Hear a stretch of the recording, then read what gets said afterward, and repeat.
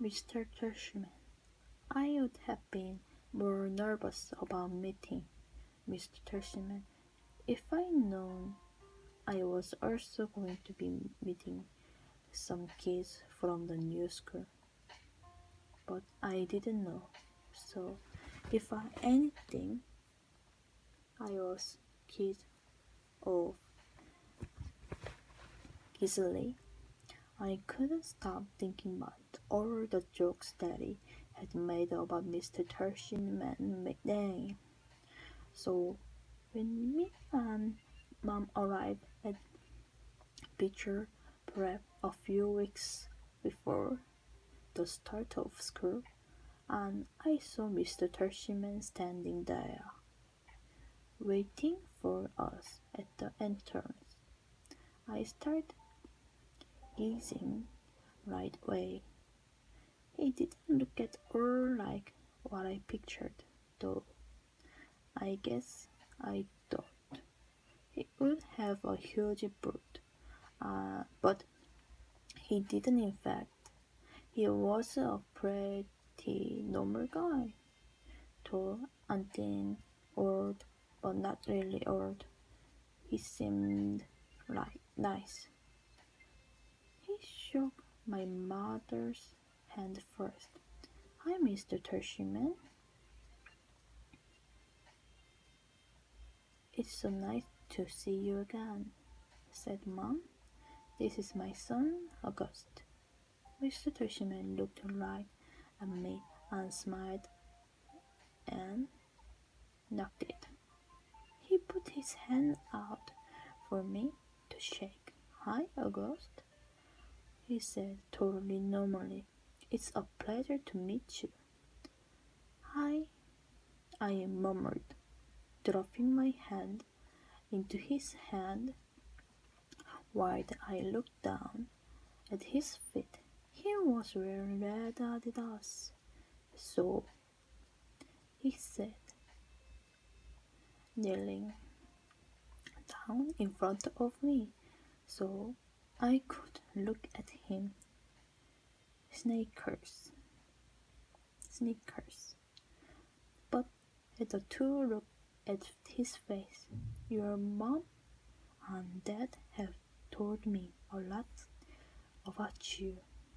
"Like, what have they told you?" I asked. "Sorry, honey, you have to speak up," said Mom. "Like what?" I asked, trying not to mumble. I admit I have a bad habit of mumbling. "Well, that you like a read," said Mr. Tersham, "and that you are a great artist."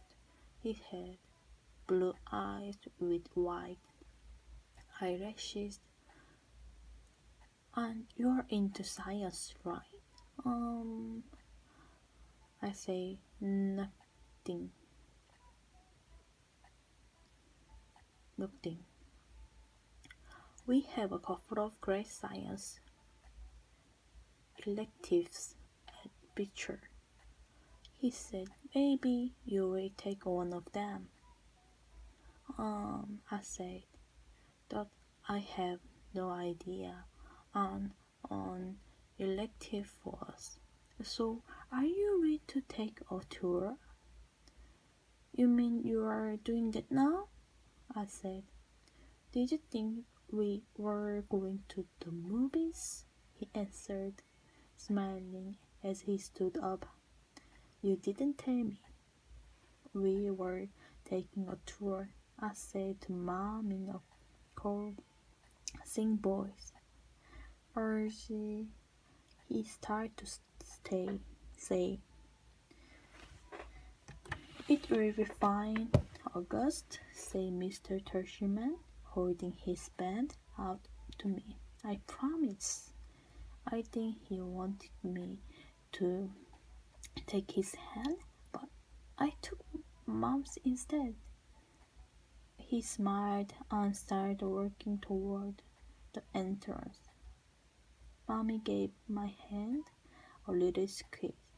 thought I don't know if I was on I love you skis or an I'm sorry skis. Probably a little of both.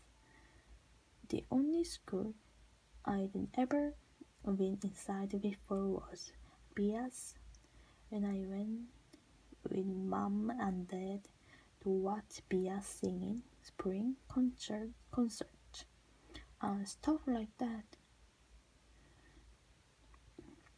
This school was very different. It was similar. I smiled like a hospital.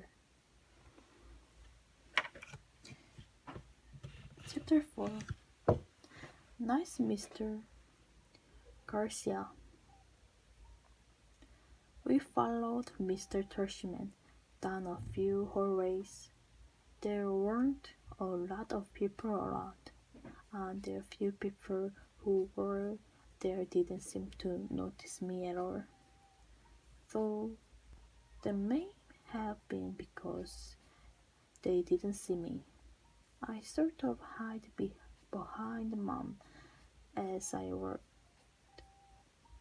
I know this sounds kind of babyish of me, but I was feeling very brave right now.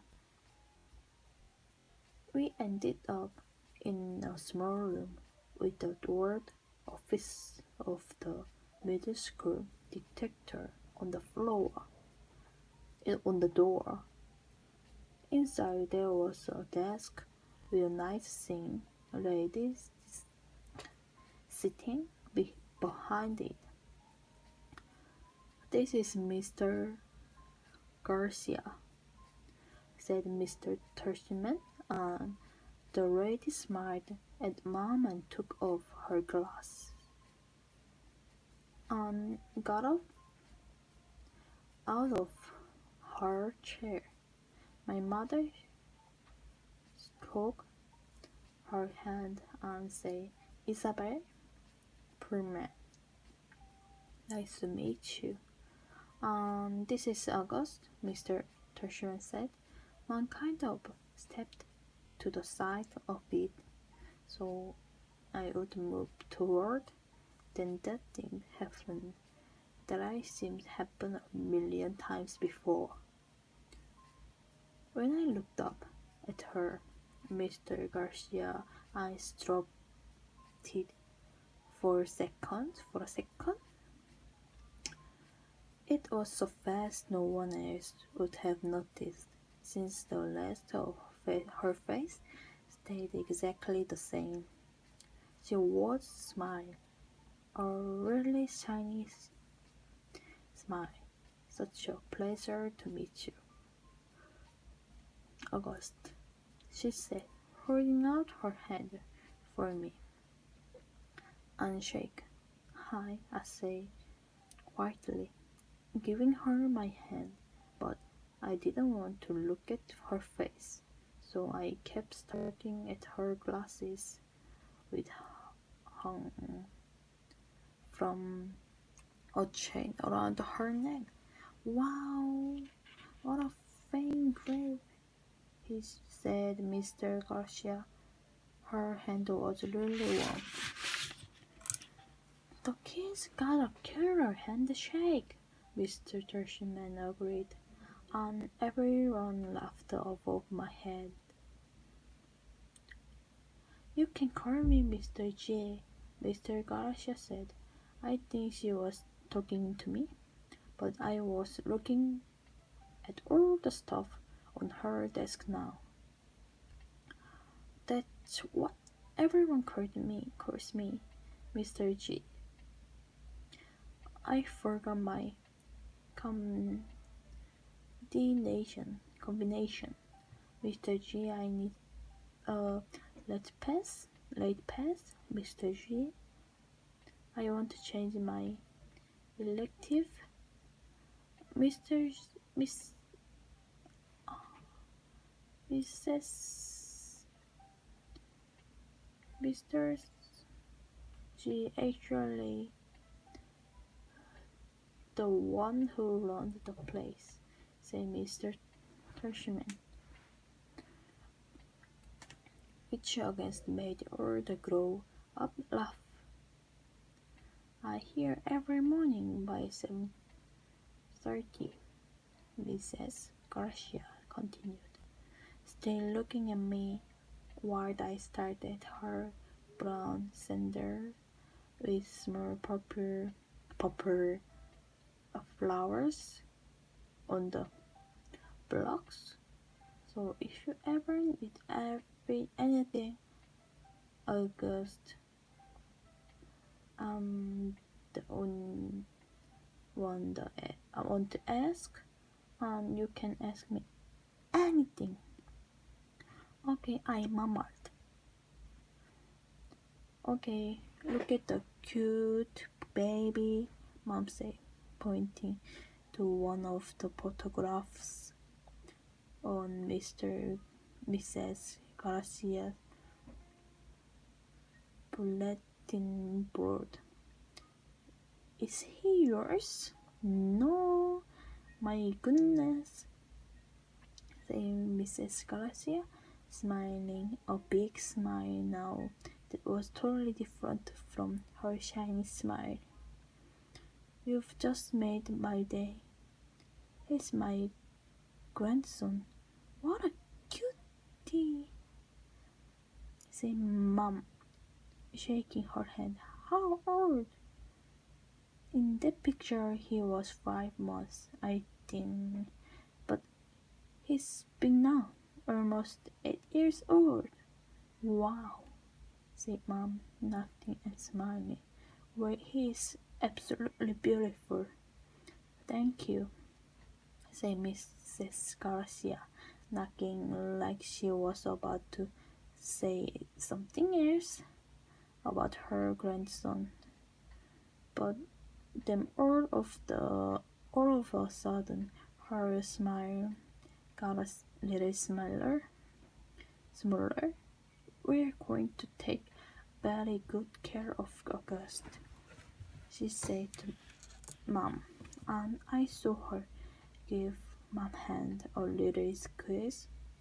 I looked at Mom's face, and that's when I realized she was just so nervous as I was.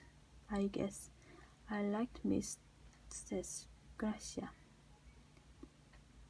when she was wearing her shiny smile.